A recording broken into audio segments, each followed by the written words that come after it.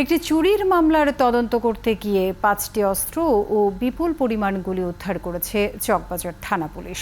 2 নারী সহ চোর চক্রের 5 জনকে গ্রেপ্তার করা হয়েছে। তাদের জিজ্ঞাসাবাদে অস্ত্র চুরি ও বিক্রির তথ্য পেয়েছে পুলিশ।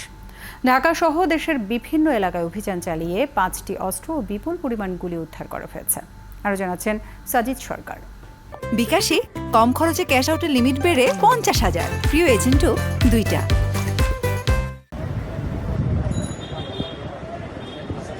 পুরান ঢাকার চকবাজার থানার পূর্ব ইসলামবাগের একটি বাড়িতে গত 12 এপ্রিল সকাল 10টার দিকে চুরির ঘটনা ঘটে।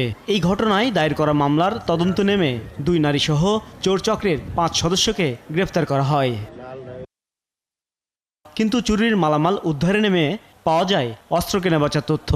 আসামিদের রিমান্ডে জিজ্ঞাসাবাদের পর তারা অস্ত্র কারবারে জড়িত থাকার কথাও স্বীকার করে। যে 5 জনকে গ্রেপ্তার করা হয় তার মধ্যে শাহিন রয়েছে এবং যে 4 জনের কাছে ওয়েপন পাওয়া যায় তাদের একজন হলো রাজীব হোসেন রানা, সুজন, মানিক এবং পারভেজ।